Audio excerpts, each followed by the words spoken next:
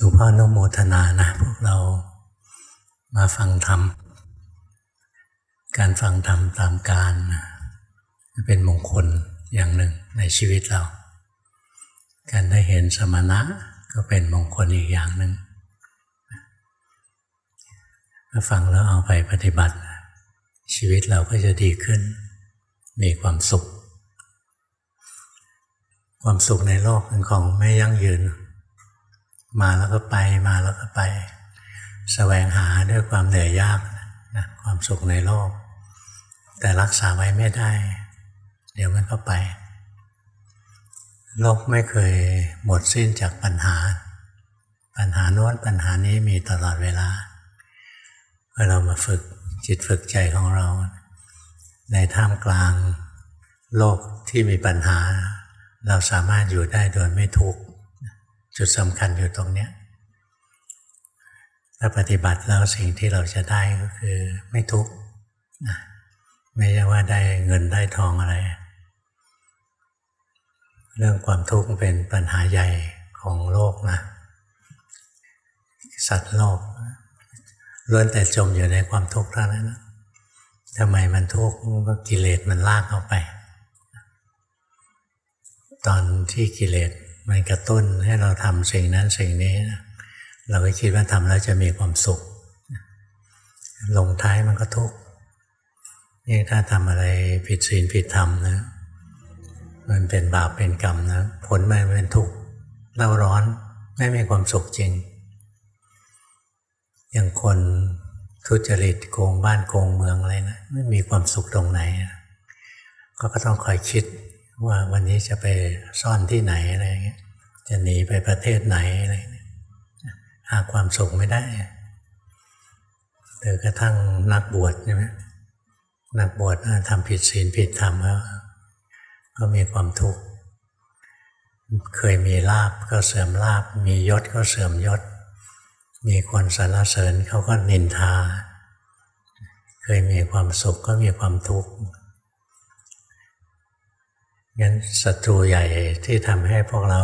ต้องมีความทุกข์นั้นคือกิเลสของเราเองกิเลสของคนอื่นมันทำให้เกิดปัญหามากระทบเราได้อย่างพวกกักตุนสินค้าอะไรเนี่ยเขามีกิเลสของเขานะอยากรวยอะไรเนี่ยก็มีผลกระทบมาสร้างปัญหาให้เราได้เราหาของกินของใช้ลำบากอะไรเงี้ยนี่ตัวอย่างนะคนอื่นสร้างปัญหาให้เราได้แต่เราสร้างทุกข์ให้ตัวเองพระพุทธเจ้าก็ให้ยาแก้ทุกข์กับเรามาบางคนได้ตำรายามาแล้วไม่เคยปรุงยาไม่เคยกินยาก็ไปไม่รอดก็ยังทุกข์อยู่เหมือนคนเป็นโรคนะมีตำรายารักษาโรคแต่ว่าไม่เคยปรุงยามากินโรคก็ไม่หายอย่างพระพุทธเจ้าสอนธรรมะให้เราเนี่ยสอนตำรายาให้เรานะสอนวิธีที่เราจะปฏิบัติไปสู่ความพ้นทุกข์บางคน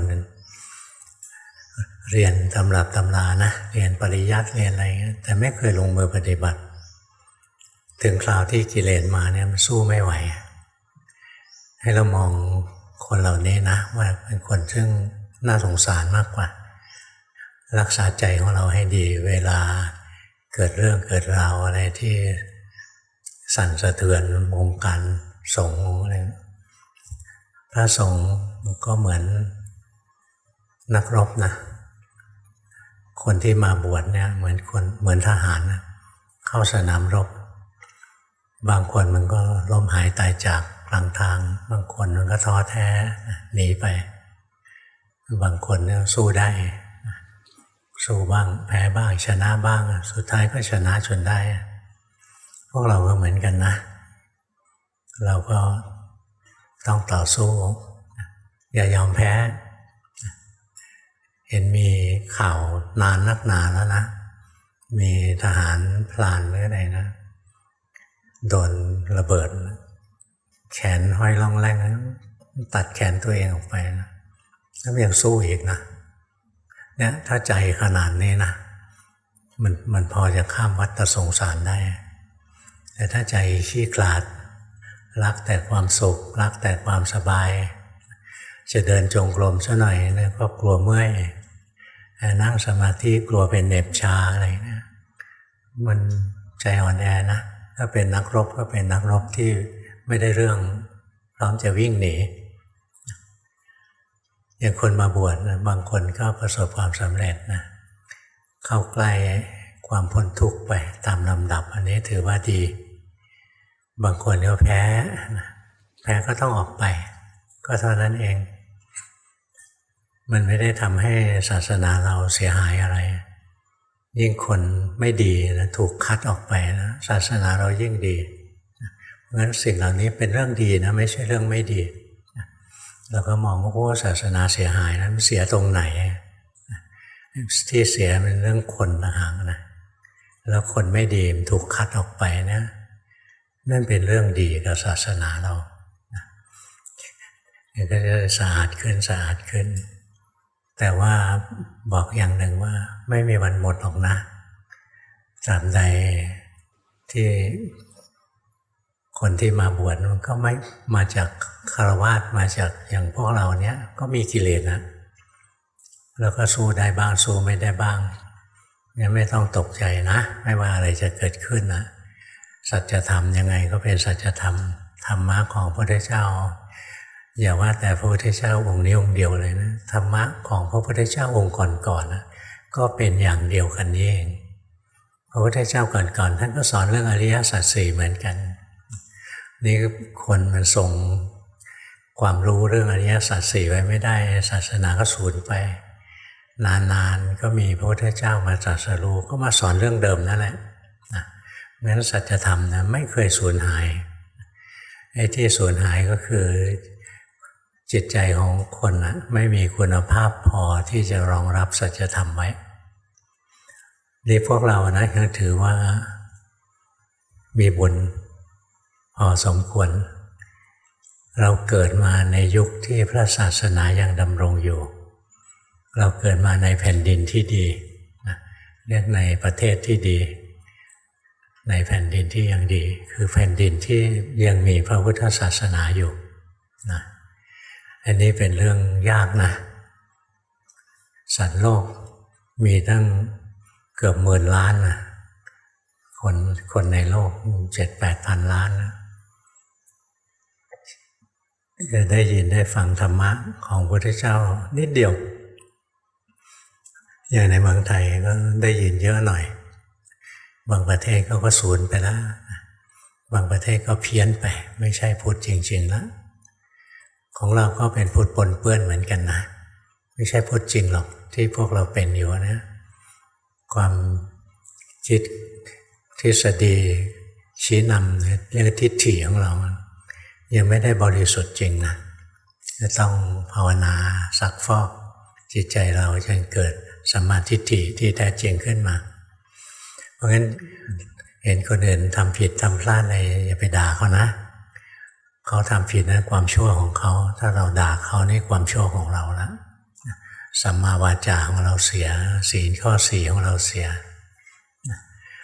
ก็กรรมมันก็ให้ผลของแต่ละคนไป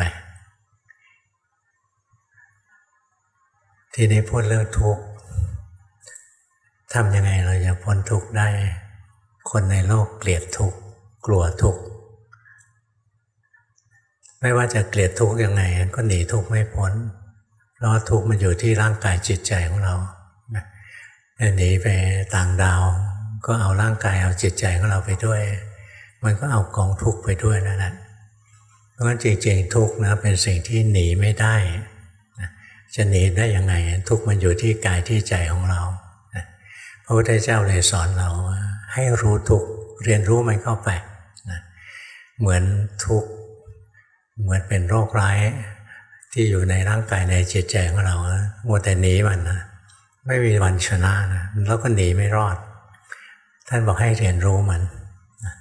ความทุกข์ในร่างกายความทุกข์ในจิตใจมันเกิดมาได้ยังไงถ้าเรารู้สาเหตุของมันนะแล้วเราละที่สาเหตุนะเราก็จะดับความทุกข์ได้แต่ถ้าเราพยายามจะไปดับตัวทุกข์เนี่ยไม่มีทางดับได้ตัวทุกข์มันเป็นแค่ผล ของเหตุของทุกข์นะอย่างที่เรามีร่างกายขึ้นมาเนี้ยเรามีกรรมส่งผลมาให้เราเกิดมีชนกกรรมนะส่งผลให้เรามาเกิดมีรูปร่างหน้าตาอย่างเนี้ยนะเมื่อเกิดมาเป็นมนุษย์เนี่ยมันก็มีมาตรฐานของมนุษย์มันต้องแก่มันต้องเจ็บมันต้องตายหนีไม่พ้นเมื่อหนีไม่พ้นนะแล้วเราอยากหนีเราอยากไม่แก่เราอยากไม่เจ็บเราอยากไม่ตายสิ่งที่เราจะได้ก็คือความกลุ้มใจความทุกข์ใจร่างกายเราเป็นทุกข์ตามธรรมชาติแต่เมื่อเรายอมรับความจริงไม่ได้ว่าร่างกายต้องแก่ต้องเจ็บต้องตายความทุกข์อันนั้นก็เข้ามาถึงจิตใจเราอย่างเราอยากไม่แก่เนี่ยกลุ้มใจนะทำยังไงจะไม่แก่พยายามหนังเหี่ยวก็ไปดึงหนังผมงอกก็ไปย้อมผมนะฟันหลุดแล้วก็ไปทำฟันปลอมอะไรเงี้ยพยายามนี่ถ้าเปลี่ยนอวัยวะต่างๆได้ทุกอย่างนะคงมีคนเปลี่ยนนะจะได้เป็นหนุ่มเป็นสาวตลอดกาลเอาเข้าจริงนะมันหนีไปไม่รอดหรอกนะมันแค่หลอกตาเท่านั้นเองอย่างเราแก่แล้วเราไปดึงหนังให้ตึงเนี่ยมันหลอกตาว่ายังหนุ่มยังสาวแต่ว่าร่างกายภายในเนี่ยมันหลอกไม่ได้หลอกตัวเองไม่ได้จะให้เราเดินคล่องแคล่วว่องไวเหมือนหนุ่มเหมือนสาวมันทำไม่ได้นะดีไม่ดีหัวทิ่มเลยเพราะฉะนั้นเราไปแก้ความแก่ความเจ็บความตายอะไรไม่ได้จริง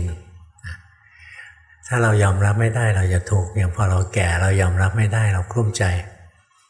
นึกถึงผมงอกเส้นแรกที่พวกเรามีนะบางคนอาจจะยังไม่มีแต่ดูหน้าตาแล้วน่าจะมี นึกถึงตอนที่เราเจอผมงอกเส้นแรกนะใจเราหวั่นไหวไหมหรือดีใจโอ้ธรรมะแสดงตัวให้ดูแล้วพระพุทธเจ้าสอนความจริงเกิดแล้วต้องแก่รู้สึกไหมไม่รู้สึกหรอกรู้สึกตกใจตายแล้วผมงอกแล้วทำไงดีนะมีเส้นเดียวแอบถอนออกไปคนอื่นจะได้ดูดีว่าเรายังไม่แก่ใช่ไหมมันแค่หลอกตัวเองหลอกคนอื่นไปวันๆหนึ่งเท่านั้นนะเพราะความจริงหนีความจริงไม่พ้นนะถ้าเราแก่แล้วเราไม่อยากแก่นะหรือเรากลัวจะแก่เราจะกลุ้มใจเห็นไหมความทุกข์มันเข้ามาที่ใจเรานะเพราะเรายอมรับความจริงไม่ได้เราอยากในสิ่งซึ่งไม่เป็นจริงตัณหานะที่ทำให้เรามีความทุกข์นะเพราะมันเป็นความอยากซึ่งไม่จริงนะอยากไม่แก่เนี่ยมันเป็นเรื่องไม่จริงนะมันไม่มีทางเป็นไปได้เพราะทุกข์อยากไม่เจ็บไข้ได้ป่วยนะมันเป็นเรื่องไม่จริงอ่ะมันก็ทุกข์นะยังไงมันก็ไม่สมอยากอยากไม่ตายมันก็ไม่สมจริงยังไงก็ต้องตายเพราะฉะนั้นเวลาความอยากเกิดสังเกตให้ดีมันล้วนแต่เป็นของซึ่งไม่จริงทั้งนั้นนะถ้าเราไม่แก่อยู่แล้วไม่เจ็บไม่ตายเป็นอมตะอยู่ได้เราจะอยากไม่ตายไหมไม่นะเพราะเราไม่ตายอยู่แล้วเนี่ยเราจะอยากไม่ตายแต่พออยู่ไปนานๆเบื่อแล้วอยากตายคราวนี้อยู่มานานแล้วคนรู้จักก็ตายไปหมดแล้วเรายังอมตะอยู่คนเดียวนะไม่อยากอยู่แล้วคราวนี้อยากตายแล้วอยากตายก็ผิดธรรมชาติอีกแล้วเพราะตัวเองไม่ตายได้รับพร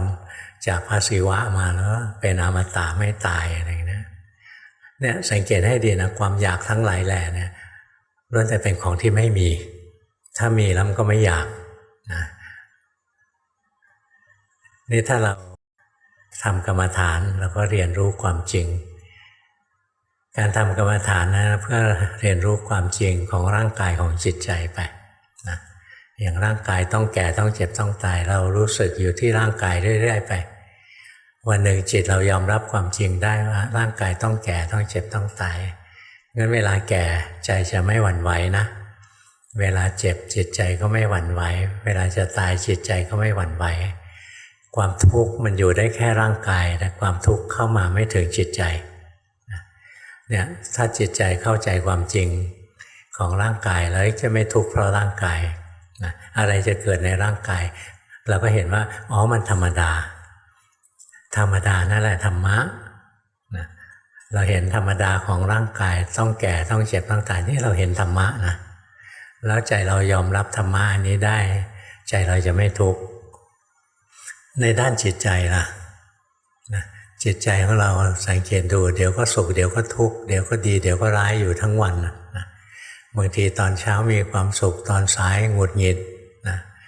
ตอนเช้าตื่นนอนมาใหม่ๆแม้มีความสุขตอนสายจะไปทำงานรถติดเยอะแยะเลยนะหรือฝนตกนะฝนตกก็ด่าฝนไม่รู้จักตกให้เป็นเวลานะเราหาเรื่องกระทั่งกับฝนสังเกตไหมฝนมันชอบตกตอนจะเลิกงานนะนิสัยเสียนะ รู้สึกเนี่ยแย่จังเลยทำไมไม่ตกกลางคืนตอนเรานอนนะจะได้เย็นสบายนะเห็นไหมอยากอีกแล้วพออยากแล้วไม่ได้อย่างอยากก็ทุกข์แล้วนะที่จริงแค่อยากเฉยๆก็ทุกข์แล้วนะอยากแล้วก็ไม่จะเกิดความลุ้นว่าจะได้อย่างที่อยากไหมใจก็ทุกข์แล้วอยากถูกหวยเงี้ยใจก็ทุกข์แล้วนะลุ้นเมื่อไหร่จะถูกเมื่อไหร่มันจะออกถ้าออกแล้วมันจะถูกไหมถูกหรือจะถูกกินนะเตรียมมาม่าไว้แล้วนะเป็นที่พึ่งสุดท้ายก่อนที่หวยจะออกนะเนี่ยเห็นไหมมันมีแต่เรื่องทุกข์นะใจที่อยากถูกหวยนะเห็นไหมก็วนกระวายนะก็วนกระวายมีความทุกข์แล้วงั้นจิตใจเรานะมันก็ต้องเจอความจริงก็คือถ้ามันมีความอยากขึ้นเมื่อไหร่มันจะมีความทุกข์ขึ้นทุกทีนะมีความอยากเมื่อไหร่ก็ทุกข์เมื่อนั้นแหละนะอันนี้เป็นกฎของธรรมะนะเป็นสิ่งที่พระพุทธเจ้าท่านตรัสรู้มานะความทุกข์เกิดเพราะสมุทัยคืออะไรคือตัณหาคือความอยากใช่ไหมเรามีความอยากเกี่ยวกับร่างกายเราก็ทุกข์แล้วใจเราทุกข์แล้วอยากไม่แก่ใช่ไหมก็ทุกข์อยากไม่เจ็บก็ทุกข์อยากไม่ตายก็ทุกข์ความอยากทางจิตใจเนี่ยเราอยากได้แต่ความสุขนะอยากให้สมหวังตลอดเวลาอยากให้มันไม่มีความผิดหวังนะไม่พลาดหวังอะไรเงี้ยหวังมีแต่ความอยากอย่างเนี้ยอยากได้อารมณ์ที่ดีนะคือได้ความสุขได้กระทบรูปเสียงกลิ่นรสสัมผัสที่ดีได้คิดนึกแต่เรื่องดีๆเนี่ยอยากอย่างนี้อยากไม่กระทบอยากให้มันไม่กระทบอารมณ์ที่ไม่ดีนะอย่างอยากให้คนไม่ด่าอยากให้คนชมอย่างเดียวไม่มีคนด่าอะไรเงี้ยอยากให้คนสรรเสริญไม่มีคนนินทานะอยากรวยอย่างเดียวไม่จนนะต้องมีรายได้ดีตลอดกาลอะไรเงี้ยมีความอยากเกิดขึ้นนะใจที่มีความอยากนะความทุกข์จะเกิดทันทีอันเนี้ยไปสังเกตตัวเองว่าจริงหรือไม่จริงถ้าไม่จริงก็เลิกนับถือศาสนาพุทธพระพุทธเจ้าสอนไม่จริงจะไปนับถือทำไมนะแต่ถ้าเราไปสังเกตใจเราทุกคราวที่อยากความอยากเกิดขึ้นเนี่ยใจมันกระวนกระวายนะใจมันทุกข์ทันทีเลยความดิ้นรนกระวนกระวายของจิตนั่นแหละเรียกว่าภพนะภพก็คือสังขารคือความปรุงแต่งของจิตดิ้นรนของจิตเพราะฉะนั้นตัณหาเป็นผู้สร้างภพนะแค่เราอยากปฏิบัตินะอยากให้จิตสงบเราก็ไปนั่งแต่งจิตให้มันนิ่งๆให้มันเงียบๆให้มันซึมๆเลยนะ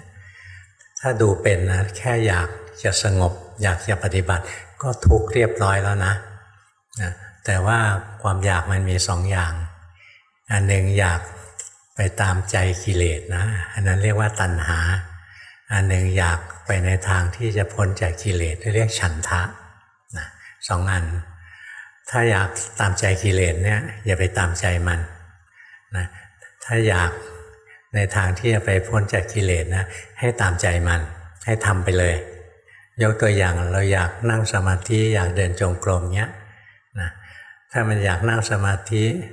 นะเพราะว่ามันอยากดีนะให้รู้ทันเลยใจมันอยากดีแล้วอยากสุขอยากสงบอยากดีอยากมีฤทธิ์มีเดชอะไรเนี่ยอันนี้ทำด้วยกิเลสนะทำด้วยตัณหา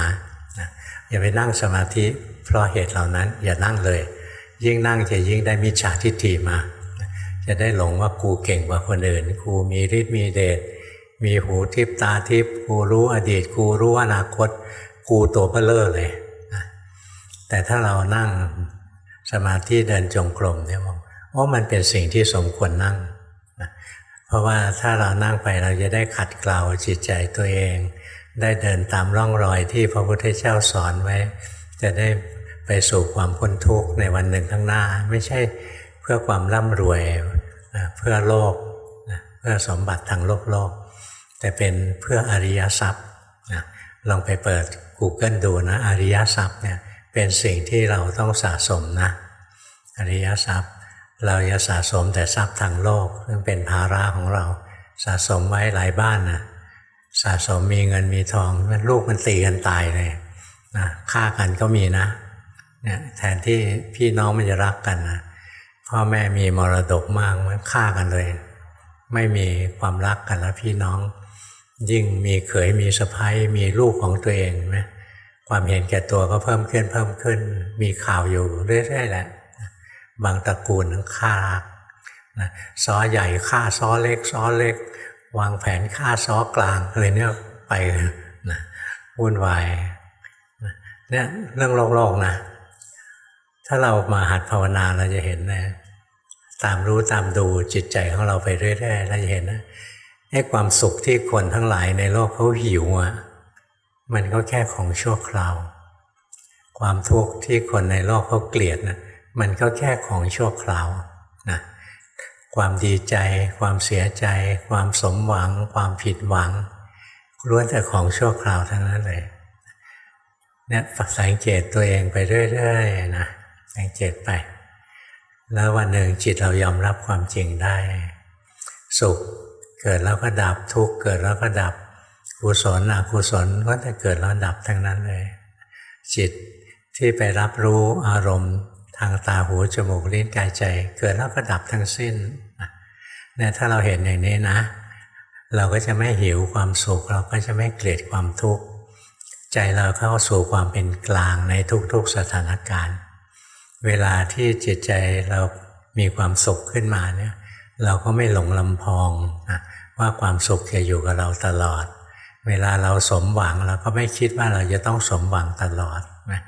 อย่างเคสที่มีข่าวอื้อฉาวเนี่ยพอเป็นใหญ่เป็นโตก็คิดว่าจะต้องเป็นใหญ่เป็นโตตลอดไม่มีใครทำอะไรได้นะก็จะลำพองนะแต่ถ้ารู้ว่าทุกอย่างมันไม่ยั่งยืนหรอกมันเป็นของชั่วคราวเวลาความสุขมาหรือได้ยศได้ศักดิ์อะไรมาเราก็รู้สึกมันของชั่วคราวนะไม่หลงลำพองใจเราก็มีความสงบสุขเวลาเราเจอความทุกข์เจอความผิดหวังทั้งหลายชีวิตมีปัญหามากมายนะเราก็จะรู้ว่าปัญหาทั้งหลายมันมาแล้วก็ไป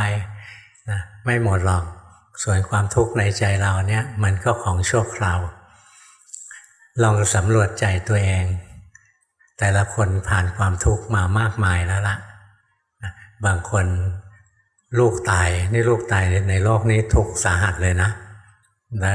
ยกให้เป็นเบอร์หนึ่งเลยถ้าลูกตายเนี่ยทุกข์เยอะพ่อแม่ตายนี่ทุกข์น้อยนะเพราะเราเห็นว่าสมควรตายนะอยู่มานานแล้วนะก็เป็นเรื่องธรรมดาคนแก่จะตายนะคู่ของเราตายเนี่ยมันก็อาการหนักหน่อยนะแต่ถ้าลูกตายเนี่ยหนักสุดๆเลยเพราะเรานึกไม่ถึงเราไม่เคยคิดเลยว่าเด็กจะต้องตายก่อนเราแล้วเราไม่กล้าคิดด้วยเรากล้าคิดไหมว่าลูกจะตายก่อนเราแค่คิดยังไม่กล้าคิดเลยนะกลัวเป็นอัปมงคลนะกลัวอย่างนั้นเนี่ยพอสถานการณ์จริงมันเกิดขึ้นใจเราจะยอมรับความจริงไม่ได้เพราะเรายอมรับความจริงไม่ได้มาตั้งแต่ต้นแล้วว่าลูกจะตายก่อนเราเนี่ยงั้นเวลาลูกตายจริงๆนะบางคนเพี้ยนเลยนะบางคนแล้วโอ้ยหงอยเป็นโรคซึมเศร้าเป็นโรคจิตไปนะเพราะยอมรับความจริงไม่ได้แต่ถ้าเราภาวนาได้เราจะเห็นนะความสุขก็ชั่วคราวความทุกข์ก็ชั่วคราวนะ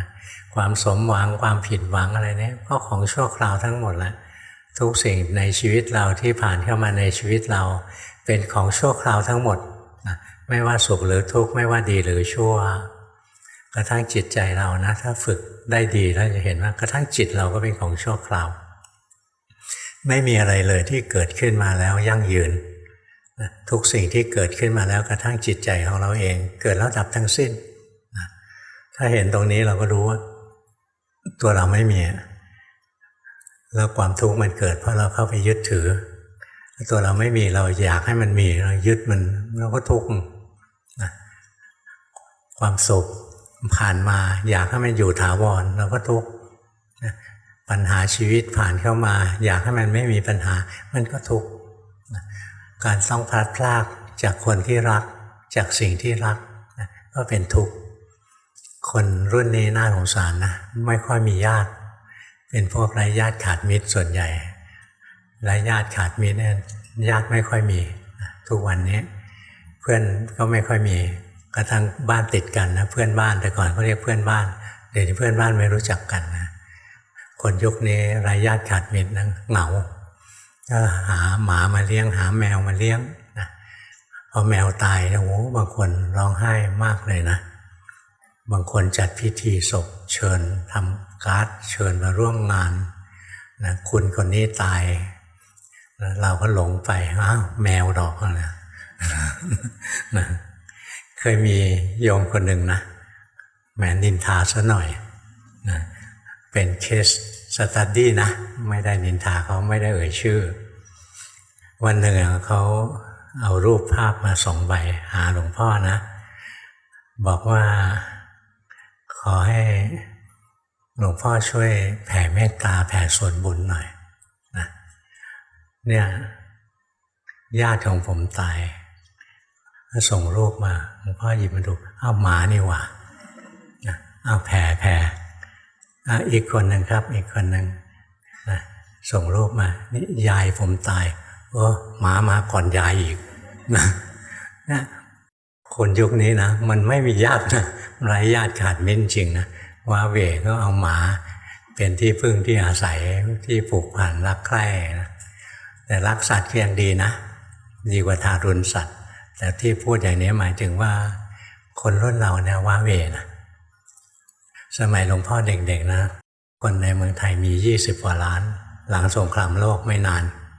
มีคนไม่มากนะแต่ญาติเราเยอะจริงๆตรงนั้นก็ญาติคนนี้ก็ญาตินะนับไม่ถูกเลยไอ้นี่ก็ปู่ไอ้นั่นก็ปู่อีกแล้วทำไมปู่มันหลายคนนะย่าก็หลายย่าเนี่ยเยอะแยะไปหมดเลยญาตินะลูกพี่ลูกน้องของตาก็นับญาตินะนับไปหมดเลยญาติเยอะเยอะสมัยนั้นคนน้อยแต่ญาติเยอะสมัยนี้คนเยอะแต่ญาติน้อยนะเราว่าเวนะเราว่าเวเหงาเหงาไม่รู้จะทำอะไรก็เล่นโซเชียลแบบวันๆนึงนะไม่ก็หาความสุขเลี้ยงหมาเลี้ยงแมวไปนะแทนที่เราจะมัวแต่เหงาแล้วก็ผลาญเวลานะมาลงมือปฏิบัติดีกว่าการปฏิบัตินะเราถึงจุดสุดท้ายเนี่ยเราต้องตัดตรงเข้ามาให้ถึงจิตได้เพราะกุศลเกิดที่จิตอกุศลเกิดที่จิตมรรคผลก็เกิดที่จิตนะแต่ว่าหลายคนเนี่ยอยู่ๆเข้ามาดูจิตเนี่ยดูไม่ได้หรอกหลวงพ่อกล้าพูดเลยที่บอกดูจิตนะส่วนใหญ่ดูไม่ถึงจิตจริงหรอกนะ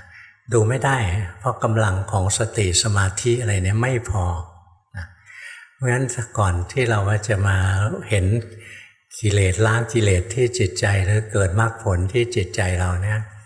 นะต้องภาคเพียรมาเส้นทางนี้ไม่ใช่ใกล้ๆนะเส้นทางนี้ยาวนานอยู่ต้องอดทนมันไม่ใช่ปุ๊บปั๊บนะไม่ใช่เหมือนชงมาม่านะใส่น้ำร้อนไปไม่กี่นาทีก็กินได้แล้วเรียนธรรมะเนี่ยเราทุ่มเทกันทั้งชีวิตเลยแล้วถ้าเราระลึกชาติได้เราจะรู้เลยชาติเดียวไม่พอแต่อย่างพวกเราไม่ต้องตกใจนะพวกเราสนใจฟังธรรมเนี่ยต้องไม่ใช่ชาติแรกที่สนใจธรรมะแล้วถ้ายุคแรกๆเนี่ยไม่ค่อยรู้เรื่องอะไรนะกว่าจะมาสนใจกว่าจะลงมือศึกษานะกว่าจะสะสมบุญบารมีจนกระทั่งมาเกิดในยุคที่ศาสนายังดำรงอยู่เนี่ยไม่ใช่เรื่องง่ายเลยนะท่านบอกการเกิดเป็นมนุษย์เป็นของยากนะการที่เราได้ฟังได้ยินธรรมะอะไรยากหนักเข้าไปอีกนะการที่เราจะปฏิบัติธรรมให้สมควรแต่ทำนั้นก็ยากหนักเข้าไปอีกการที่เราจะบรรลุธรรมยากมากๆแต่อย่าท้อถอยถ้าท้อถอยก็คือแพ้ตั้งแต่ยังไม่ทันรบนะเราลูกพระพุทธเจ้านะพระพุทธเจ้าเราเป็นนักรบนะเป็นวรรณกษัตริย์ในวรรณะนักรบนะเพราะฉะนั้นเราต้องเข้มแข็งมาทำปอแปะออดอ้อนพวกอ้อนครูบาอาจารย์หลวงพ่อไม่นิยมเลยนะถ้ามาอ้อนหลวงพ่อนี่โดนดุทุกรายเลย อย่ามาอ้อนต้องสู้เอานะธรรมะไม่ใช่เรื่องของคนอ่อนแอนี่ถ้าสู้ไม่ได้เลยทำยังไงไม่เคยปฏิบัติเลยจะทำไงไม่เคยปฏิบัติเลยทำกรรมฐานอะไรก็ได้สักอย่างหนึ่งทำไปเถอะจะนั่งสมาธิจะเดินจงกรมอะไรก็ได้แต่ทำแล้วโดยมีเป้าหมายให้ถูกต้องเป้าหมายของการปฏิบัตินะไม่ใช่เอาความสุขไม่ใช่เอาความสงบไม่ได้ปฏิบัติเพื่อจะเป็นคนดีเพราะความสุขความสงบความดียังเป็นของไม่เที่ยงนะเราหัดปฏิบัติทุกวันเนี่ยเพื่อพัฒนาสติของเราให้ดีขึ้นนะอย่างทุกวันนะเราก็นั่งสมาธิเดินจงกรมอย่างถ้าเป็นหลวงพ่อตอนเด็กๆหลวงพ่อหายใจเข้าพุทหายใจออกโทนับหนึ่งหายใจเข้าพุทหายใจออกโทนับสองทำไปเรื่อยๆไม่ได้หวังผลว่าจะได้อะไรนี่พอทำไปด้วยใจที่ธรรมดาใจที่ปกติหายใจไม่กี่ทีนะจิตก็รวมแล้วได้สมาธิขึ้นมาทีแรกได้สมาธิแล้วอย่างโง่นะพอมีสมาธิมันจะเกิดนิมิตมีแสงสว่างเกิดขึ้นเราอยากรู้อยากเห็นอะไรไหมก็ออกรู้ออกเห็นได้นะเต็มไปด้วยของเล่นทั้งหลายของสมาธิคือกับดักเรานะถ้าเราไม่มีครูบาอาจารย์เตือนเราไปติดกับดักอันนี้หรือถ้าเราไม่ได้สะสมบารมีมามากพอเราไปได้กับดักนะไปลงกับดักหรือพวกนิมิตทั้งหลายของสมาธิเราก็ไปไม่รอดละสนุกอยู่กับเรื่องของนิมิตรู้วาระจิตคนอื่นอะไรเนี่ยจริงๆบอกตรงๆนะรู้จิตคนอื่นง่ายกว่ารู้จิตตัวเองนะรู้จิตคนอื่นเนี่ยง่ายมากเลยแต่รู้จิตตัวเองนี่ยากมากเลยเพราะฉะนั้นอย่าไปดูจิตคนอื่นให้รู้จิตตัวเองไว้งั้นขั้นต้นทำกรรมฐานสักอย่างหนึ่งนะแล้วคอยมีสติรู้ทันจิตใจตัวเองไว้อย่างเราหายใจเข้าพุทออกโทเนี่ยจิตหนีไปคิดเรื่องอื่นรู้ว่าตอนนี้จิตหนีไปแล้วหายใจไปจิตไหลไปจมอยู่ที่ลมหายใจร้อยของนักปฏิบัติที่ดูลมนะจิตไปจมอยู่ที่ลมนะเราให้รู้ทันว่าตอนนี้จิตจมลงไปอยู่ที่ลมหายใจแล้วนะบางคนดูท้องพองยุบ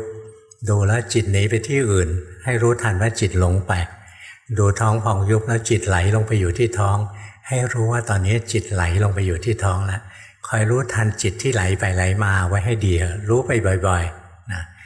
แล้วต่อไปเนี่ยจิตเราจะตั้งมั่นขึ้นมานะจิตเราจะตั้งมั่นค่อยๆมีกำลังขึ้นมานะอย่างหลงแล้วรู้ตัวนี้ไม่ใช่พูดเล่นนะไปทำนะทำกรรมฐานอะไรก็ได้ที่เราถนัดกรรมฐานทั้งหลายนั้นเป็นแค่เหยื่อตกปลาพวกเราจิตใจของเราเป็นปลาคนละชนิดกันไม่ต้องเรียนแบบกันเหยื่อสำหรับปลาชนิดนี้ก็แบบนี้เหยื่อของปลาอย่างนี้ก็อย่างนี้อย่างเหยื่อของปลาขี้โมโหอย่างเงี้ยท่านก็ใช้เจริญเมตตาอะไรเงี้ยนะเหยื่อของปลามีราคามากอาจจะพิจารณากายพิจารณาปฏิกูณาสุภาอะไรนะแล้วพิจารณาไปใจมันหลงไปคิดเรื่องอื่นรู้ทันนะใจมันถลำลงไปเพ่งร่างกายรู้ทันอย่างนี้ก็ได้นะหรือเราหายใจไปเราชอบคิดเรื่องโน้นเรื่องนี้ฟุ้งซ่านนะก็หายใจไปจิตหนีไปคิดแล้วรู้จิตไปเพ่งลมหายใจก็รู้นะหรือเราชอบนึกถึงพระพุทธเจ้าเราก็นึกถึงพระพุทธเจ้าไปนะพอนึกถึงพระพุทธเจ้าแล้ว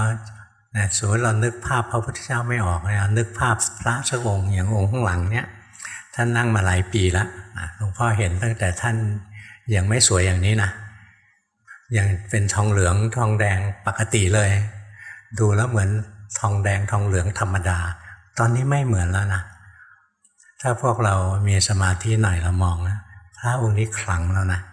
เพราะท่านฟังเทศมานานแล้วนะเวลาฟังธรรมเนี่ยไม่ใช่มนุษย์ฟังข้างเดียวนะพวกเทพเขาก็มาฟังนะ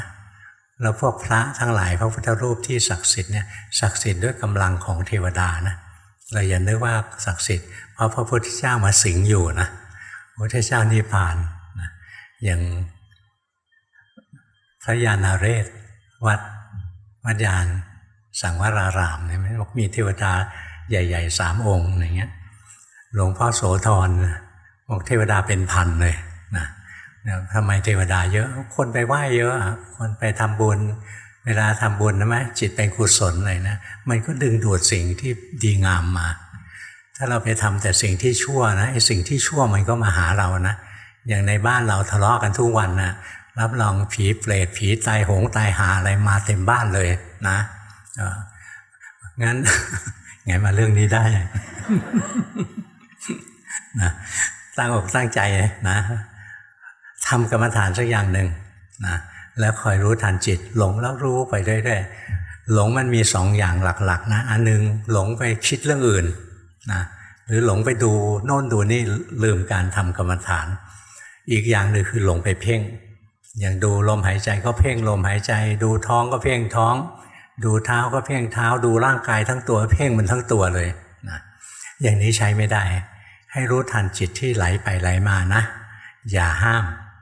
แค่รู้ทันสิ่งที่มันมีสิ่งที่มันเป็นเท่านั้นแหละตามรู้ตามเห็นไปแล้วทุกครั้งที่สติเกิดรู้ทันจิตที่ฟุ้งซ่านไปจิตที่หลงไหลไปคืออุทธัจจะจิตมีอุทธัจจะจิตฟุ้งซ่านทันทีที่รู้ว่าจิตฟุ้งซ่านนะจิตฟุ้งซ่านจะดับนะจิตที่ตั้งมั่นจะเกิดเนี่ยจะเริ่มได้จิตที่ตั้งมั่นทีแรกได้ขณะเดียวนะเดี๋ยวก็ฟุ้งใหม่รู้อีกก็ตั้งขึ้นมาอีกจนกระทั่งหลงแล้วรู้ถี่ยิบนะจิตที่ตั้งมั่นเนี่ยจะตั้งมั่นด้วยมีกำลังมากขึ้นเมื่อจิตเราตั้งมั่นได้แล้วนะจะด้วยกรรมฐานอะไรก็แล้วแต่เถอะแต่ที่สำคัญนะต้องรู้ทันจิตตัวเองมันถึงจะตั้งมั่นนะถ้าทำแล้วสงบเฉยๆจิตไม่ตั้งมั่นนะจิตจะไปตั้งแช่ในอารมณ์นิ่งๆว่างๆอะไรงั้นไปนะงั้นให้หลงแล้วรู้นะทำบ่อยๆแล้วจิตเราจะตั้งมั่นในโลกอะแทบไม่มีเลยนะคนที่จิตตั้งมั่นรู้เนื้อรู้ตัวเราเกิดมากับความหลงมีชีวิตอยู่กับความหลงแล้วก็ตายไปกับความหลงเมื่อสัก2-3 อาทิตย์ก่อนนะมีพระองค์หนึ่งมาส่งกันบ้านหลวงพ่อมาจากวัดอื่นนะท่านหลวงพ่อเห็นหน้าหลวงพ่อถามท่านไปทำอะไรมาทำไมภาวนาได้เรื่องขึ้นมาภาวนาเป็นแล้วนะเรียนตั้งหลายปีนะนั่นพระนะเราพยายามภาวนาทุกวันเลยท่านบอกไม่มีอะไรมากนะท่านเดินจงกรมเดินไปทีแรกมันก็เดินแล้วก็หลงไปคิดเรื่องอื่นบ้างเดินแล้วก็เพ่งบ้างอะไรเงี้ยต่อมาเดินแล้วคอยรู้ทันเดินแล้วจิตหลงไปคิดเรื่องอื่นรู้ทันเดินแล้วจิตไปเพ่งร่างกายรู้ทันตรงที่รู้ทันจิตใจตัวเองจิตค่อยมีกำลังตั้งมั่นขึ้นมาเป็นผู้รู้ผู้ตื่นผู้เบิกบานไม่ใช่ผู้คิดผู้นึกผู้ปรุงผู้แต่งพวกเรามันมีแต่จิตผู้คิดผู้นึกผู้ปรุงผู้แต่งมันจะไปทำอะไรได้มันก็ไปสร้างอบายใส่ตัวอย่างดีก็ไปเป็นเทวดาเป็นพรหมอะไรงั้นนี่ของปรุงแต่งทั้งหมดเลยถ้าอยากข้ามภพข้ามชาตินะต้องฝึกให้จิตตั้งมั่นจิตที่ตั้งมั่นก็คือจิตที่ทรงสัมมาสมาธิจิตชนิดนี้เกิดด้วยสัมมาสติการที่เรามีสติคอยรู้ทันจิตที่ไหลไปไหลมานะรู้สภาวะที่มันไหลไปไหลมาไม่ห้ามนะไหลได้แต่ไหลแล้วรู้อย่าไหลหลงไปนานๆฝึกเรื่อยๆจิตจำสภาวะของการไหลได้พอจิตไหลปุ๊บสติเกิดปั๊บนี่คือตัวสัมมาสตินะเกิดอัตโนมัติทันทีที่สัมมาสติเกิดสัมมาสมาธิจะเกิดร่วมด้วยเสมอนะแต่พอมันตั้งมั่นได้ชั่วขณะนะสัมมาสมาธิก็เป็นคณิกาสมาธิชั่วขณะแต่ขณะต่อไปเรื่อยๆทียิบขึ้นมานะเราจะรู้สึกว่าจิตมันมีกำลังนะพอจิตมันมีกำลังขึ้นมาแล้วเนี่ยมันเดินปัญญาได้ละถ้าจะเดินตามสูตรเลยนะตามขั้นตามตอนเลยเริ่มจากกายเวทนาจิตธรรมนะเริ่มอย่างนี้เลย4 อันดับเนี้ยไล่ไปเถอะนะแต่ถ้ากำลังเราพอนะหลวงพ่อเนี่ยกำลังพอหลวงปู่ดูลให้พาสเข้าไปที่จิตตานุปัสสนาเลยนะข้ามไปโน่นได้แต่พวกเรากำลังไม่ค่อยไหวนะรู้สึกลงที่กายพอจิตเราตั้งมั่นปุ๊บรู้สึกลงที่กายไปอย่าไปเพ่งกายนะถ้าจิตไหลไปที่กายผิดอีกแล้วกายเป็นเพ่งกายจิตต้องตั้งมั่นจิตไม่ไหลไปแต่รู้สึกระลึกได้ว่าร่างกายมันนั่งอยู่ร่างกายมันกำลังหายใจอยู่ร่างกายมันกระดุกกระดิกอยู่นะมันจะเห็นว่าร่างกายกับจิตเนี่ยเป็นคนละอันกันขันธ์มันจะแยกได้ เพราะฉะนั้นถ้าจิตเรามีสัมมาสมาธิจริงจิตตั้งมั่นจริงขันธ์มันจะแยกได้นะขันธ์แยกเมื่อวัน2 วันนี้ก็มีพระมาส่งกันบ้านขันธ์แยกบอกขันธ์แยกแล้วแยกยังไงเราดูยังไงก็ไม่แยกนะดูยังไงท่านก็ไม่แยกท่านบอกเนี่ยตอนนี้ท่านเอาจิตไว้ตรงนี้ร่างกายอยู่ตรงนี้ในขันธ์แยกโอ้ยบอกขันธ์อย่างนี้ขันธ์แตกแล้วนะไม่ใช่ขันธ์แยกนะเอาจิตไปไว้บนอากาศแล้วมองย้อนลงมาไม่ใช่ขันธ์แยกเนี่ยจิตก็อยู่ที่จิตปกตินี่แหละนะแต่สติปัญญาเนี่ยมันแยกได้มันเห็นว่าร่างกายที่นั่งอยู่กับจิตเนี่ยเป็นคนละอันกันนะนี่พอเราเห็นร่างกายกับจิตเป็นคนละอันเรารู้สึกไปเรื่อยๆนะทีเราก็เห็นไตรลักษณ์ของร่างกายร่างกายนี่มันนั่งอยู่นะเดี๋ยวมันก็ทุกข์นะหายใจเข้ามันก็ทุกข์หายใจออกมันก็ทุกข์เนี่ยเห็นทุกข์ของร่างกายไปเรื่อยๆนี่เราเดินปัญญาแล้วนะขึ้นวิปัสสนาแล้วนะทีแรกเราแยกขันธ์ได้เห็นกายก็อันหนึ่งจิตก็อันหนึ่งตรงนี้เริ่มเป็นปัญญาขั้นแรกนะเรียกนามรูปปริเฉทญาณสามารถแยกรูปแยกนามได้เสร็จแล้วดูไปได้มีสติมีจิตตั้งมั่นสติระลึกกายนะก็จะเห็นว่าร่างกายเนี้ยมันก็ตกอยู่ใต้ไตรลักษณ์ใช่ไหมหายใจออกก็ทุกข์หายใจเข้าก็ทุกข์นั่งนานๆก็ทุกข์ยืนนานก็ทุกข์เดินนานก็ทุกข์นอนนานๆก็ทุกข์นะอย่านึกว่านอนแล้วไม่ทุกข์ถ้านอนไม่ทุกข์คงไม่พลิกซ้ายพลิกขวาหรอกตอนนอนนี่พลิกทั้งคืนนะเพราะมันทุกข์มันขยับหนีทุกข์ไปเรื่อยๆนี่พอเราเห็นอย่างนี้นะเราเห็นโอ้ร่างกายมีแต่ตัวทุกข์นะไม่ใช่ตัวเราเป็นแค่วัตถุเป็นแค่ก้อนธาตุนี่เห็นอนัตตาบางคนเห็นตรงนี้นะร่างกายเป็นทุกข์เป็นอนัตตาจิตที่ไปรู้กายนะมันเห็นแต่ทุกข์มันไม่มีอะไรดีเลยจิตเองก็ไม่เที่ยงเดี๋ยวก็รู้กายเดี๋ยวก็หนีไปรู้อย่างอื่นนะจิตเองก็ตกอยู่ใต้ไตรลักษณ์คือไม่เที่ยงนะแล้วจิตจะรู้กายนะสั่งให้รู้ตลอดก็ไม่ได้ห้ามว่าอย่าหนีไปที่อื่นก็ห้ามไม่ได้นี่คืออนัตตาของจิตเพราะฉะนั้นบางท่านนะดูกายเนี่ยแล้วบรรลุพระอรหันต์นะเพราะว่าเห็นความจริงแล้วกายนี่คือตัวทุกข์จิตนี่ก็คือตัวทุกข์นะหาดีไม่ได้เลยท่านที่เดินอย่างนี้คือท่านพระอานนท์พระอานนท์เนี่ยท่านคืนสุดท้ายก่อนจะบรรลุพระอรหันต์เนี่ยพระไตรปิฎกบอกเลยนะท่านใช้เวลาส่วนมากนะ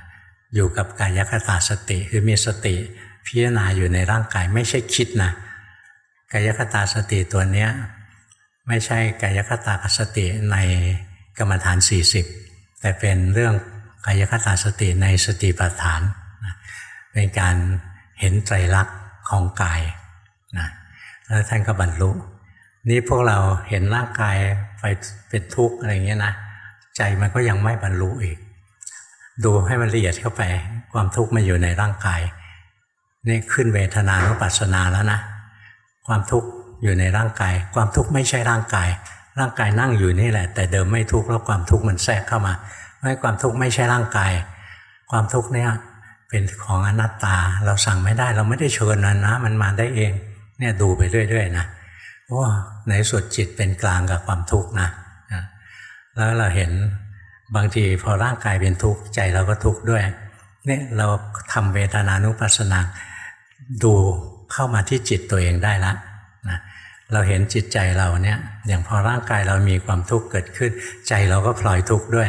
พอร่างกายมีความสุขใจเราก็พลอยมีความสุขด้วยเราก็เห็นนะใจเรานี่เดี๋ยวก็สุขเดี๋ยวก็ทุกข์นะห้ามไม่ได้สั่งไม่ได้สั่งว่าจงมีแต่ความสุขก็ไม่ได้อย่าทุกข์ก็ไม่ได้นี่เราเห็นไตรลักษณ์ของเวทนาทางใจนะนี่ต่อไปเราภาวนาเรื่อยๆนะเราก็จะเห็นอีกเวลาความสุขทางใจเกิดขึ้นนะราคะแทรกนะเราจะชอบอกชอบใจนะเวลาความทุกข์ทางใจเกิดขึ้นโทสะแทรกนะเวลาไม่สุขไม่ทุกข์นะเกิดขึ้นบางทีโมหะแทรกที่จริงแล้วเวลาที่ราคะแทรกเนี่ยจะแทรกได้ก็ต้องมีโมหะเกิดร่วมด้วยเสมอนะเวลาจิตจะมีโทสะก็ต้องมีโมหะเกิดร่วมด้วยเสมอเพราะฉะนั้นอกุศลจิตทุกดวงทุกตัวนะมีโมหะประกอบด้วยเสมอเหมือนอย่างกุศลทุกดวงนะต้องมีสติประกอบด้วยเสมอนี่พอเราหัด อย่างเราดูกายแล้วเราก็เห็นเวทนาทางกายขยับขึ้นมาเห็นเวทนาทางใจสุขทุกข์ไม่สุขไม่ทุกข์ในใจแล้วเราเห็นกิเลสตรงที่เราเห็นกิเลสเกิดดับเกิดดับอยู่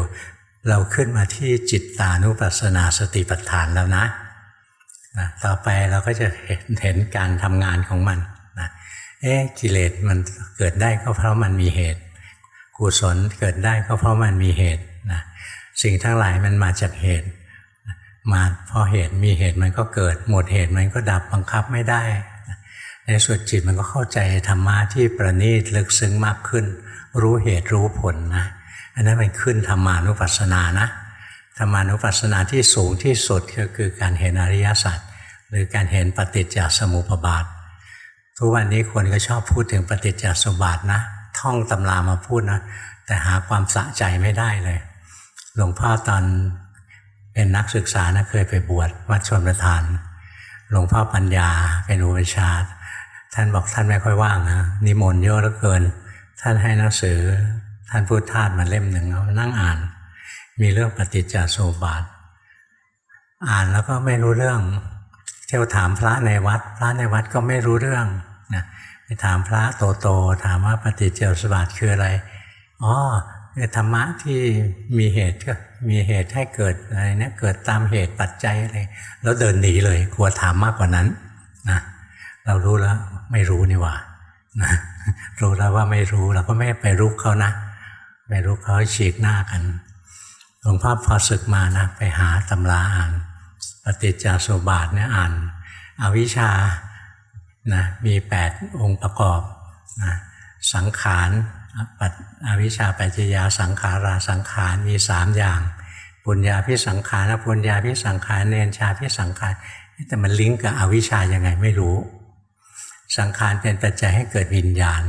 นะมันเกิดยังไงไม่รู้เห็นไหมมันจำได้ทีละตัวแต่มันไม่เห็นนะว่ามันสัมพันธ์กันยังไงอย่างนี้ไม่เรียกว่ารู้ปฏิจจสมุปบาทนะอย่างนี้เรียกว่าจำปฏิจจสมุปบาทนะค่อยภาวนาเรื่อยๆไปนะรู้สึกกายรู้สึกใจเรื่อยๆวันหนึ่งเราจะเห็นปฏิจจสมุปบาทนะปฏิจจสมุปบาทเนี่ยลึกซึ้งนักนะลึกมากเลยส่วนที่ง่ายๆยกตัวอย่างให้ดูนะอย่างตาเราเห็นรูปเนี่ย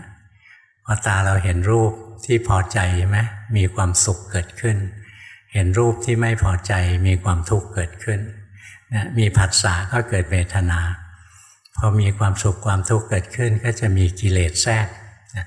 มีความชอบความไม่ชอบเกิดขึ้นพอชอบก็อยากได้อยากมีอยากเป็นนี่เกิดตัณหานะพอไม่ชอบก็อยากให้หมดไปสิ้นไปนี่เกิดวิภวะตัณหาเนี่ยเวทนานะมันเชื่อมมา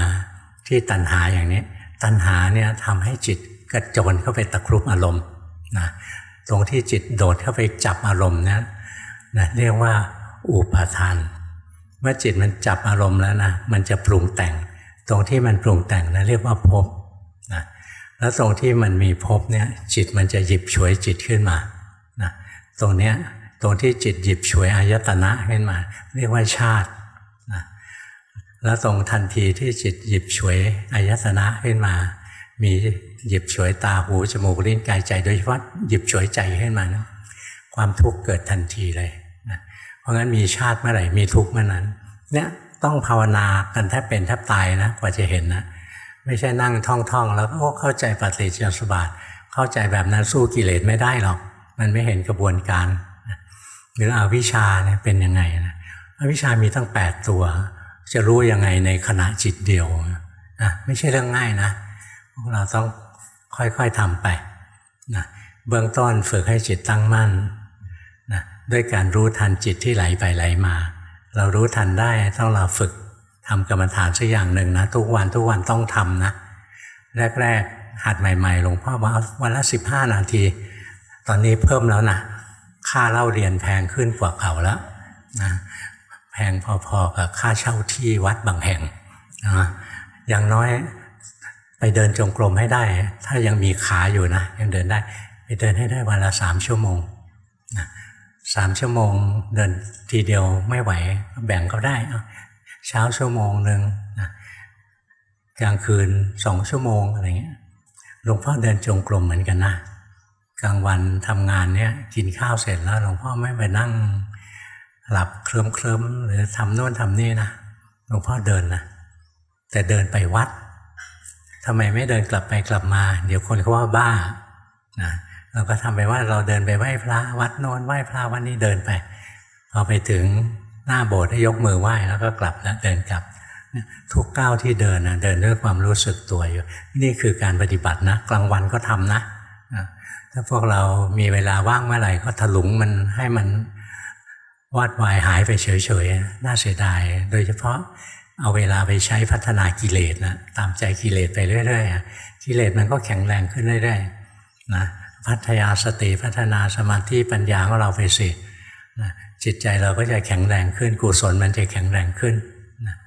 แล้วสุดท้ายนะเราก็ละบาปอกุศลได้เจริญกุศลถึงพร้อมได้ทั้งศีลสมาธิปัญญานะเราก็จะข้ามโลกได้ข้ามโลกได้เข้าสู่โลกุตตระได้นะวันนี้เทศยาวหน่อยเพราะพระอาจารย์อาท่านให้ท้ายท่านบอกว่าเทศยาวนิดนึงก็ไม่เป็นไรหรอกนะปกติจะเทศชั่วโมงหนึ่งตรวจการบ้านด้วยนะวันนี้เทศพอสมควรละ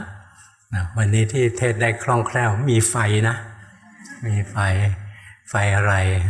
อ่านข่าวมา300ขึ้นไป800วันนี้911ไม่ได้ให้หวยนะตัวเลขมันขึ้นเลยมีไฟในการเทศเราต้องสู้กับกิเลสนะต้องเข้มแข็งหน่อย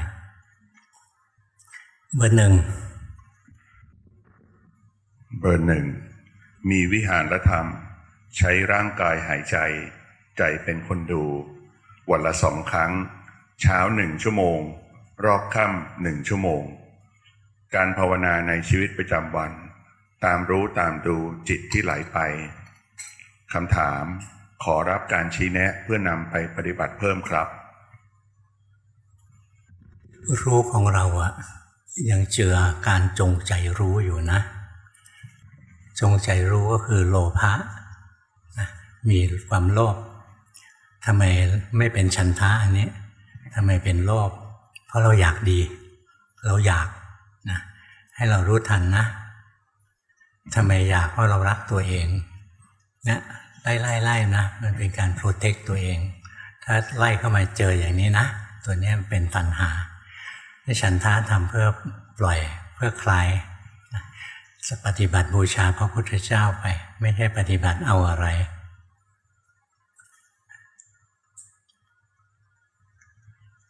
ลดความจงใจลงนิดนึงเห็นไหมร่างกายนั่งอยู่เห็นไหมร่างกายพยักหน้าเห็นด้วยจิตปกตินะเห็นด้วยจิตปกติถ้าเราเห็นร่างกายหายใจไปเรื่อยๆนะสงบก็ช่างไม่สงบก็ช่างแป๊บเดียวก็สงบละถ้านั่งแข็งอย่างนี้นะมันเป็นอัตตกิลมัฏฐานุโยคทำตัวเองลำบากนะเบื้องหลังมันก็คือความรักตัวเองนะเนี่ยค่อยๆสังเกตตัวเองเรื่อยๆนะในภาพรวมนะใช้ได้นะดีที่ปฏิบัติอยู่ที่หลวงพ่อบอกเนี่ยบอกเพื่อต่อยอดแต่ยอดอันนี้ยอดนี้ยาวหน่อยนะไกลนะเพราะนานๆจะได้คุยกันทีหนึ่งตรงนี้จิตเราเกร็งขึ้นมาแล้วทราบไหมจิตเราเกร็งขึ้นมาเพราะการเพ่งเป็นความปรุงดีก็ทุกข์แบบคนดีนะถ้าหลงไปเนี่ยสบายใจปรุงชั่วนะแล้วเราจะทุกข์แบบคนชั่วก็หลงโลกไปเลยนะข้ามวัฏฏะไม่ได้ยังแรงไปนะวันหนึ่งผ่อนคลายกว่านี้นิดนึงคลายกันไปไม่รุนแรงกับจิตตัวเองถ้าเรารุนแรงกับจิตตัวเองนะจิตเราจะไม่ใช่ผู้รู้ผู้ตื่นผู้เบิกบานมันจะเป็นผู้เคร่งเครียดนะเราจะพัฒนาจิตจนเป็นผู้รู้ผู้ตื่นผู้เบิกบานแล้วใช้จิตชนิดนี้ไปเดินปัญญาแต่ถ้าจิตเราเคร่งเครียดมันเดินปัญญาไม่ได้ยิ้มหวานสิลองลืมตาสิอยู่กับโลกนี้แหละนะพระพุทธเจ้าไม่ได้สอนให้เรานั่งหลับตานะ เราไปติดภาพฤาษีในละครโทรทัศน์พวกฤาษีต้องนั่งหลับตาหลับนานหนวดยาวนะจนนกกระจาบเข้ามาทำรังได้อย่างนั้นเก่งนะเราไปติดภาพอย่างนั้นเวลานั่งสมาธินะท่านสอนง่ายๆภิกษุทั้งหลายให้เธอคูบัลลังก์นั่งขัดสมาธิทำไมต้องนั่งขัดสมาธิเป็นท่านั่งกับพื้นนะที่นั่งสบายที่สุดนั่งได้นานนะให้เธอคูบัลลังก์ตั้งกายตรงไม่ต้องตรงมากจนกระทั่งปวดหลังตรงพอดีตรงของแต่ละคนไม่เท่ากันนะให้เธอคูบัลลังก์ตั้งกายตรงดำรงสติเฉพาะหน้าคือปัจจุบันไม่ใช่เอาสติไว้ที่หน้านะภาษาไทยมันก็ฟังแล้วเวียนหัวเหมือนกันหายใจออกยาวก็รู้หายใจเข้ายาวก็รู้นะนั่งอยู่ก็รู้ยืนอยู่ก็รู้เดินอยู่ก็รู้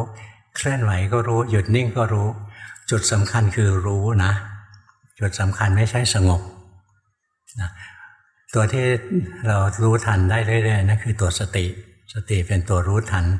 งั้นเราจะฝึกเพื่อพัฒนาตัวสตินะไม่ได้ฝึกเพื่อให้จิตมันนิ่งๆเฉยๆนะถ้าอยู่บังคับจิตให้นิ่งนะเป็นอัตตกิลมัฏฐานุโยคนะยังไม่ได้เข้าในทางสายกลางแต่ขี้เกียจเป็นทางสายกลางไหมบอกเพราะว่านั่งอย่างนี้เป็นอัตตกิลมัฏฐานุโยคงั้นไม่ต้องนั่งไอ้นี่เป็นมิจฉาทิฏฐินะเป็นพวกขี้เกียจขี้คลานไม่ได้เรื่องเบอร์หนึ่งจิตไหลไปแล้วเห็นไหมมันต้องอย่างนี้นะถ้าเราหลับตานะมันหนีโลกนะลืมตาอยู่นี่แหละเห็นผู้หญิงสวยใจเราชอบรู้ว่าชอบมันเสียหายตรงไหนอะเห็นผู้หญิงสวยแล้วใจเราชอบอะนะก็ดีกว่าเห็นผู้ชายหล่อแล้วใจชอบอะใช่ไหมแต่ถ้าเห็นผู้ชายหล่อแล้วใจชอบเราก็ไม่ว่าเรารู้ทันว่าตอนนี้ใจชอบอย่างนี้นักปฏิบัตินะอย่าไปเพ่งให้มันนิ่งเฉยๆเอาเบอร์สองภาวนาในรูปแบบสวดมนต์และเดินจงกรมวันละ 40-60 นาทีภาวนาในชีวิตประจำวันบริกรรมเมตตาเป็นวิหารธรรม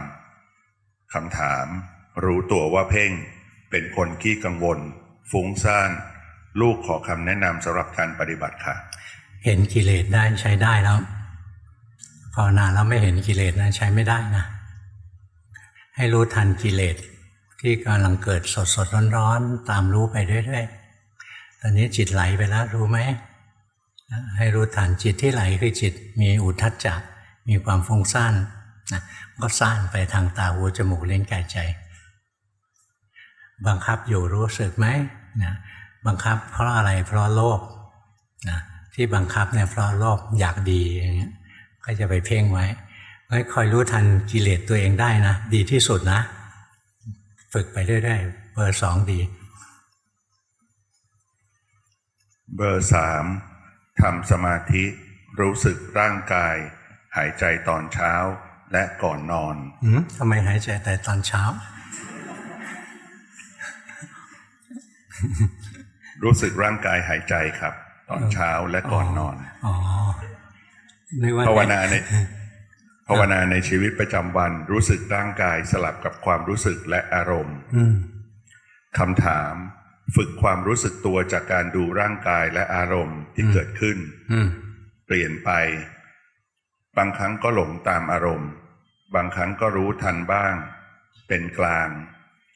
ในการรู้บ่อยครั้งก็ไม่เป็นกลางแต่ก็รู้อย่างที่เป็นได้บ้างไม่ได้บ้างตลอดช่วงหลายเดือนเห็นจิตใจเปลี่ยนไปจากอดีตมากรู้สึกว่าศีลดีขึ้นรู้สึกตัวได้บ่อยขึ้นเห็นทุกอย่างเริ่มเป็นธรรมดาอยากถามหลวงปู่ว่าที่ฝึกมาถูกทางไหมครับถูกนะแต่จิตเนี่ยพลังมันยังไม่พอจิตนะแรงมันยังไม่พอเดี๋ยวมีแรงเดี๋ยวแรงก็หายอะไรเนี่ยนะแต่อย่าทิ้งการทำในรูปแบบเวลาทำในรูปแบบทำด้วยความมีสตินะแล้วสมาธิมันจะค่อยๆสะสมอย่างที่บอกว่ามันจะตั้งมั่นมีกำลังมากกว่านี้นะกำลังอ่อนไปนิดนึงถ้ากำลังอ่อนแล้วไปเดินปัญญาเนี่ยยังไม่ค่อยได้ผลหรอกนะงั้นทุกวันต้องทำในรูปแบบนะ ทำในรูปแบบก็คือทำกรรมฐานไปแล้วจิตไหลไปแล้วรู้จิตไปเพ่งแล้วรู้นะทำเรื่อยๆนะจิตจะมีแรงจิตมีกำลังเบอร์ 3ก็เก่งนะขันมันก็แยกแล้วทำได้ดีอยู่ร่างกายกับจิตคนละอันใช่ไหมสุขทุกข์กับจิตก็คนละอันดีชั่วกับจิตก็คนละอันนะแต่กำลังของสมาธิยังต้องทำอีกนะทำอีกสมาธิมันก็เหมือนชาร์จแบตนะชาร์จแล้วมันก็สิ้นเปลืองไปเรื่อยๆต้องชาร์จเรื่อยๆนะถ้าจิตมีกำลังมากกว่านี้ตั้งมั่นมากกว่านี้มันจะเดินปัญญาได้คล่องแคล่วเบอร์ 4เบอร์ 3ดีนะที่ทำอยู่ทำถูกแล้วเบอร์ 4ใช้ลมหายใจเป็นวิหารธรรมหากวันไหนฟุ้งมากจะใช้วิพุทโธช่วยการภาวนาในชีวิตประจำวันพยายามรู้สึกตัวเนืองๆคำถามเมื่อจิตตั้งมั่นคราวหนึ่งเห็นจิตเหมือนเป็นตัวอะไรตัวหนึ่งวิ่งกระโดดไปข้างหน้าแล้วหัวเราะเยาะพูดว่าเห็นไหมว่าจิตไม่ใช่ตัวเราเมื่อย้อนกลับมาดูจิตตนเองเห็นความไม่เป็นกลางไม่ชอบหงุดหงิดไม่ทันใจว่าฟุ้งซ่านไม่ทันใจว่าฟุ้งซ่านจบแล้วเหรอคิดไปเองหรือเห็นจริงขอความเมตตาเห็นนะมันมีปัญญาแต่ไม่ใช่มรรคนะเพราะว่าเราเห็นว่าจิตไม่ใช่เรามันทำงานได้เองนะแต่ใจไม่เป็นกลางยอมรับไม่ได้ใจมันยังรักใคร่หวงแหนว่ามีเราอยู่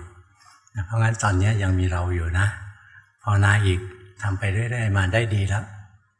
วันหนึ่งก็จะเห็นว่าเราไม่มีเบอร์ 5เดินจงกรมเป็นหลักเริ่มฝึกนั่งสมาธิบ้างโดยดูร่างกายหายใจเฉลี่ยวันละ1.5 ชั่วโมงเช้าเย็นถ้าบางวันมีเวลาจะภาวนาเพิ่มอีก1 รอบการภาวนาในชีวิตประจำวันดูร่างกายเคลื่อนไหวใจเป็นคนดูโดยการทำงานบ้านจิตไหลรู้บ้างหลงบ้างคำถามเดินจงกรมสบายขึ้นรู้สึกตัวได้ดีขึ้นตั้งใจที่จะทำรูปแบบเพิ่มขึ้นไม่ทราบว่าที่ภาวนาอยู่ถูกต้องหรือไม่ขอหลวงพ่อถูกนะถูกแต่ใจเราต้องเข้มแข็งนะอย่าท้อใจง่ายทำแล้วเดี๋ยวท้อเข้มแข็งไว้รู้สึกไหมมันขยันท้อเมื่อไหร่จะได้ที่นะสู้ตายนะอย่ายอมแพ้เบอร์ 6คนจีนนะครับนั่งสมาธิดูร่างกายหายใจ1 ชั่วโมงแต่เดินจงกรมน้อยการภาวนาในชีวิตประจำวันมักจะลืมภาวนาบางครั้งเวลาเดินหรือกวาดพื้นจะพอรู้สึกตัวได้บ้างคำถามพรุ่งนี้จะกลับประเทศจีนแล้วขอหลวงพ่อเมตตาตรวจกันภาวนาและให้กันบ้านด้วยค่ะจะยังฟุ้งซ่านเยอะนะต้องพูดช้าๆเขาก็จะแปลใจเรายังฟุ้งอยู่ทำในรูปแบบแล้วคอยรู้ทันจิตรูปแบบของเราก็เช่นกวาดบ้านนั่นคือการทำในรูปแบบนะกวาดไปแล้วรู้สึกกวาดไปแล้วรู้สึกเห็นร่างกายทำงานใจเป็นคนดูร่างกายบ่อยๆนะใช้กายเป็นวิหารธรรมเห็นกายเคลื่อนไหวเห็นกายหยุดนิ่งดูกายเยอะๆนะแล้วจิตมันถึงจะมีกำลัง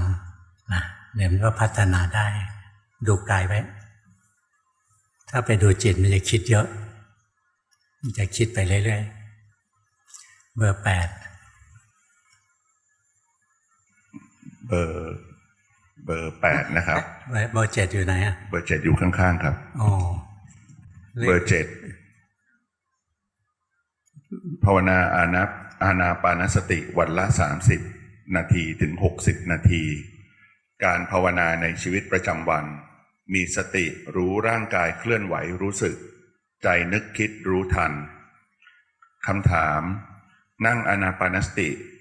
จิตรวมสมาธิลงลึกติดอารมณ์ละเอียดเมื่อรู้ว่าคิดว่างเมื่อรู้ว่าติดว่างพอจิตรวมลงไปพักพยายามรู้สึกที่กายที่นั่งอยู่แล้วก็ใช้การหายใจให้แรงขึ้น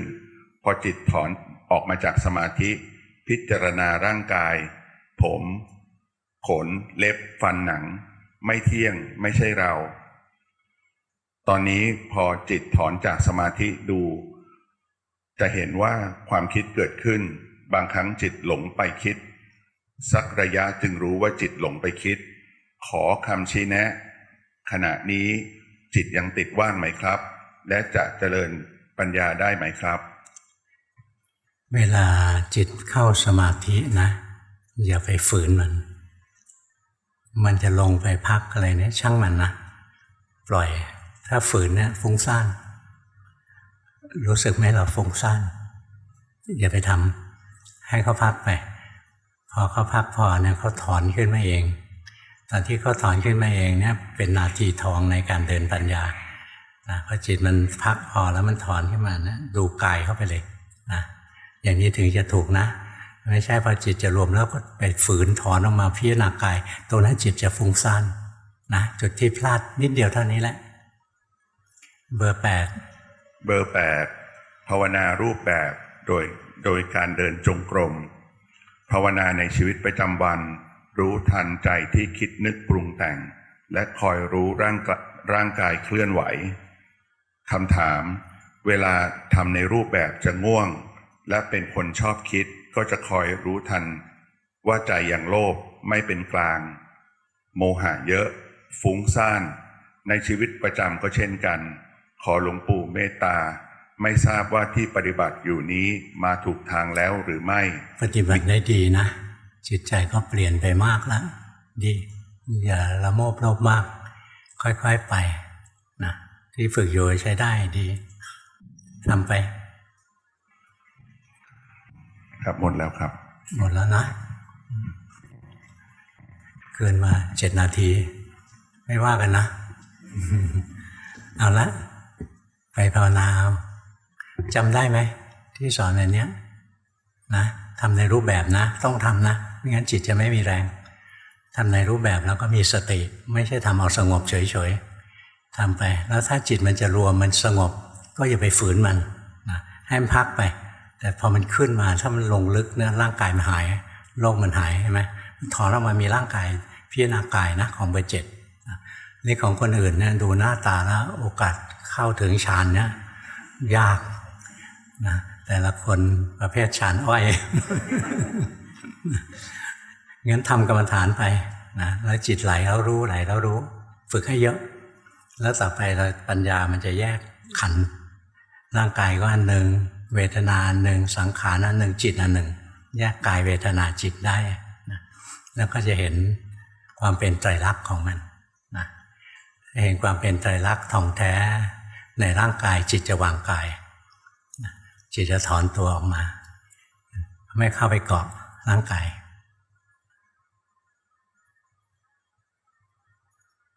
แต่ถอนบางที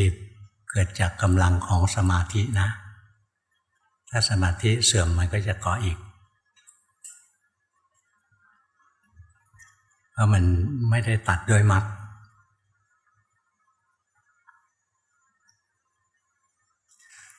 เอาละไปแยกย้ายเบื่อหน้าแล้ว